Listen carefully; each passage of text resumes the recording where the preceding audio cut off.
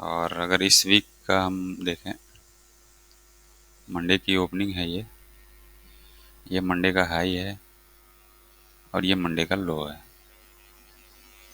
और ये पूरे हफ्ते अब तक मार्केट ने इसी रेंज में ट्रेड किया है, एक रेंज बाउंड मार्केट हो गई है ये। तो हो सकता है आज एक्सपायरी है, आज भी मार्केट रेंज बाउंड ही रहे। ऐसा कई बार देखा गया है कि पूरे पूरे हफ्ते मार्केट रेंज बाउंड रहती है, फ्राइडे के दिन उसमें एक एक्सप्लोसिव मूव आ जाता है। तो आज मूव आ भी सकता है, नहीं भी आ सकता है। तो मेरा ट्रेड सेटअप होगा, ये मार्केट इस हाई को भी ब्रेक कर सकती है, इस लो को भी ब्रेक कर सकती है। तो इससे बाहर निकलने के बाद ही एक ट्रेड सेटअप बनेगा। गिफ्ट निफ्टी को देखते हुए मेरा एक्सपेक्टेशन है कि मार्केट एक गैप अप ओपन हो, गैप अप ओपन होने के बाद एक रिट्रेसमेंट ले, और रिट्रेसमेंट लेने के बाद यहाँ कहीं आसपास मेरा सेटअप फाइंड करने का जोन बनेगा, और फिर मैं एक टारगेट लूँगा इधर। लेवल्स को ऑन कर लें अगर, तो ये 15 मिनट के चार्ट पे चलते हैं।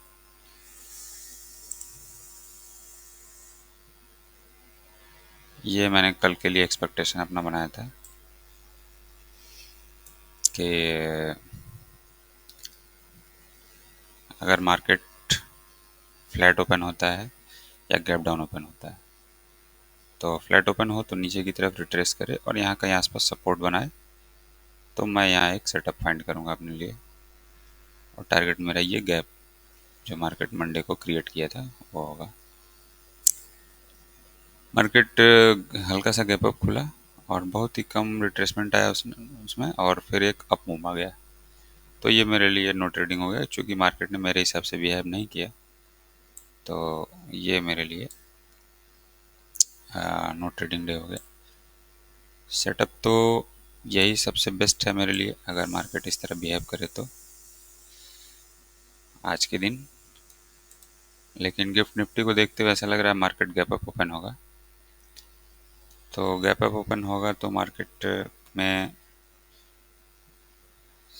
अगर इस हाई के एबव ओपन होगा या इस हाई के एबव ओपन हो, तो फिर एक बढ़िया ट्रेड नहीं होगा, रिस्क रिवार्ड बहुत ही कम हो जाएगा।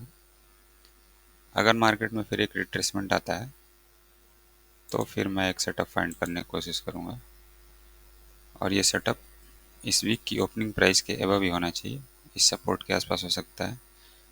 और अगर इस डाउन क्लोज कैंडल्स को ऑर्डर ब्लॉक कंसिडर करें, तो इस कैंडल्स के आसपास और इस नवंबर लो का जो एक सपोर्ट एरिया है या रेजिस्टेंस की तरह जो है, इस पे अगर प्राइस सपोर्ट ले रिट्रेसमेंट लेकर, तो फिर यहाँ से मैं एक सेटअप सर्च करूँगा, बाई अपॉर्चुनिटी देखूँगा। और टारगेट मेरा ज़्यादा नहीं होगा, ये गैप फिल करे मार्केट और ये एक रेजिस्टेंस लाइन ट्रेंड लाइन आ रही है, इसके आसपास का टारगेट होगा।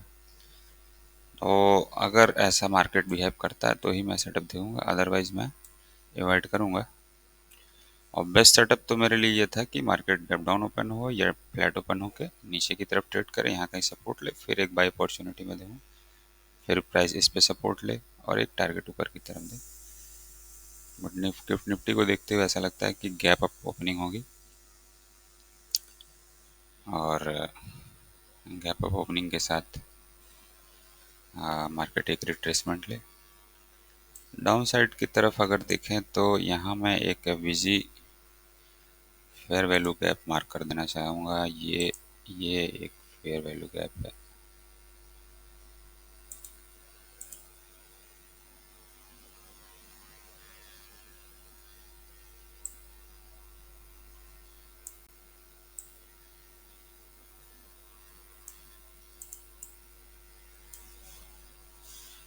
अगर मार्केट रेंज में ही रहते हुए और डाउन साइड की तरफ मूव करती है, तो जब तक ये लेवल ब्रेक नहीं हो जाता, ये बार बार इस पर सपोर्ट ले रही है प्राइस, ये लेवल ब्रेक ना हो जाए, ब्रेक होकर रिजेक्शन आने लगे, तब तक यहाँ सेल सेटअप देखना सही नहीं होगा। और आज का सेटअप यही होगा मेरे लिए बेहतर कि ये मार्केट गैप अप खुले और तो फिर एक रिट्रेसमेंट आए, इस जोन के आसपास कहीं सपोर्ट ले, फिर लोअर टाइम फ्रेम में बाइंग अपॉर्चुनिटी देखेंगे।